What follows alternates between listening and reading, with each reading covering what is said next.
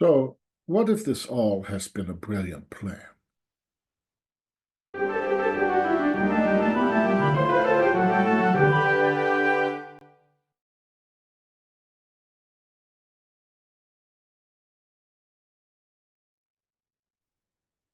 Yesterday, there's been an article in the London Times suggesting a different interpretation of what went on last Friday. There may have been the possibility that Trump and Vance were very much interested in signing that deal, but that they were kind of doing some big chess player moves to put the US into the position of being a neutral arbiter. According to that position, the reason Trump has been making these strange moves that make the US look like they're in Putin's camp has actually been to make the US look neutral so that they can talk to Russia as a neutral arbiter. And that Zelensky apparently didn't get that and thus endangered the whole setup of the US playing Russia this way. And apparently the microphones and the seats and the tables and the podiums and stuff were already set up for signing, so that had Zelensky agreed, there would have been a minerals deal. The Americans would have sent people there to mine the minerals, and thus discouraging Putin from coming in, and that would have been the security guarantee. Okay. That sounds interesting. But there are problems with that. And this is what Zelensky tried to point out. There is a logical reason why the US can't be the best negotiator for Ukraine. And that is because the US and Europe are the real target for Putin. Putin is not interested in Ukraine. Putin is interested in destroying the West as it is, which means Europe and the United States. Ukraine holds some interest to Russia historically and presently. I'm not going to deny that. But there's this wider game that Putin wants to play in creating a Russian-dominated area ranging from Lisbon to Vladivostok. Putin, Lavrov, and his propaganda cronies have said this time and again. Putin has put himself up as kind of the anti-West, or as the traditional West. He claims to be pro-traditional values, pro-church, and anti-woke, whatever woke means. He has legalized wife beating. He has made being any letter of LGBTQ illegal. He has not done anything to really promote any modern lifestyle for people. His cities are falling apart.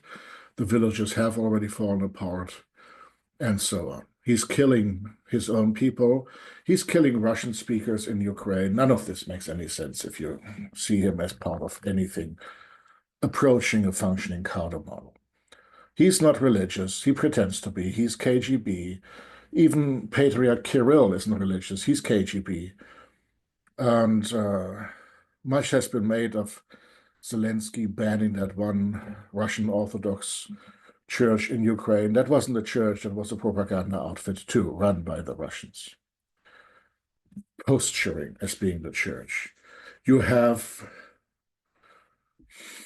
the Orthodox Russian Church being weaponized right now as a tool for Putin. That's what's going on.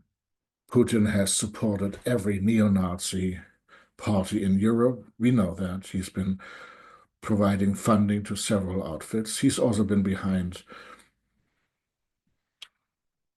every rift that we have in our society being widened. And so he's playing a brilliant propaganda game, and that affects all of Europe and the United States. We cannot delude ourselves in thinking that this is about Ukraine only. So if we pretend as the United States that we could be neutral in this, we can't, because we are part of the target. That is why such a brilliant plan can't work. And the Russians, with their current roster of personnel, are very good at lying to us about that. The other problem here is the United States is overestimating its strength. The United States relies on Europe. It relies on Europe buying American weapons. It also frankly relies on Europe not being too armed because it hasn't gone that well in the past when Europe was heavily armed. So that's a dangerous game to play. The other problem is a perception problem. Let's assume that Trump and his people believe they can play this game to success. Trump is a wrestling promoter, and he may think that everybody knows that. He worked for many years as a person that has this overblown persona that gets things done through exaggeration, hyping things, strategic, well, lying, distortion of the truth, whatever you want to call it, is all it's strategy for him. What you see with him is the ultimate cynical position, the ultimate cynical politician. And he probably believes that everybody knows that this is how politics works. It may well be. But that's not the perception that people want to have, and that's not the perception that people do have. See, if you buy in this idea that Trump is playing this madman person, this kind of madman theory of politics, the danger with that model is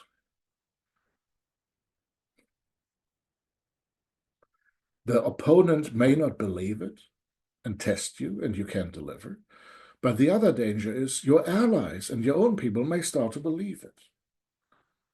Is Trump as crazy as people think he is? I don't know. I don't want to say he is. I don't want to say he isn't because I don't know him.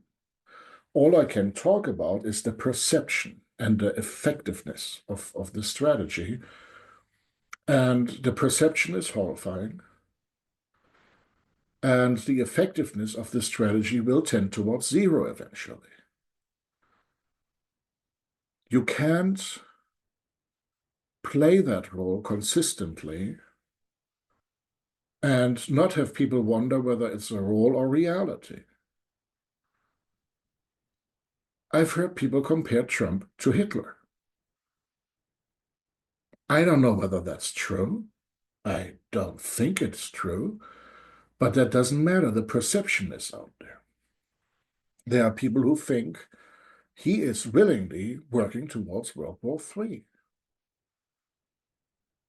Well, newsflash, we're kind of in World War III already, but this is how it looks. Russia, Iran, China, allied against us, trying to destabilize us, trying to destroy the way our societies work. Brexit was a prime case. It worked and it didn't work. Now we have the destruction of the American administrative state. We have the destruction, maybe, of parts of the separation of powers and checks and balances. And the attempt, maybe, at a transformation of the United States into something more resembling Russia. That certainly is the Russian plan. That's why they've supported parties all over the world that follow that model. They've either scared them or promoted corruption or definitely fed into social media narratives to make us all doubt the nature of our reality.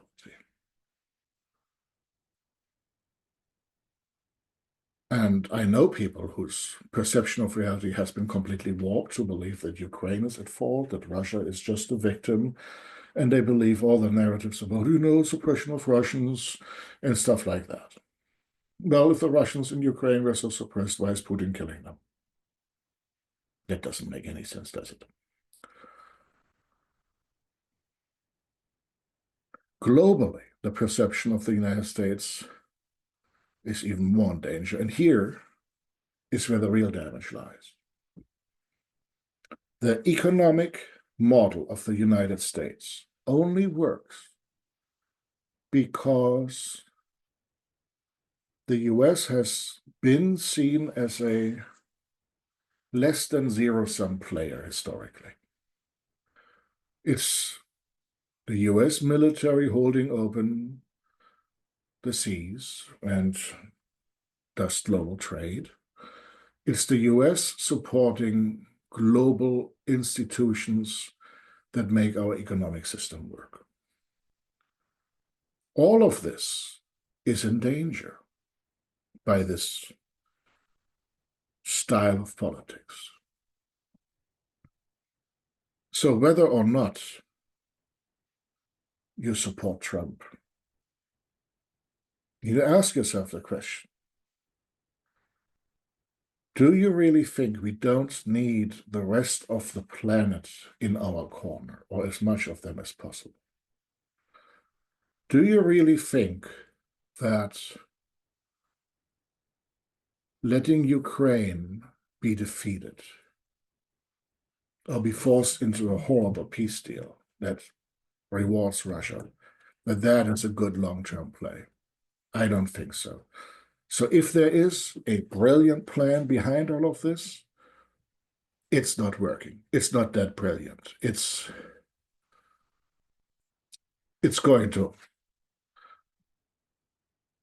going to self-sabotage. So we need to return to politics as a little bit more as it used to be. Zelensky and Trump need to talk, and Russia needs to be defeated. Because the current Russian government has been a consistent disruptor of any attempt at creating peace and prosperity around the globe. And that is not in the American interest. Thank you very much. This is Dr. Philip Kneis. This is Erratic Attempts, and see you soon.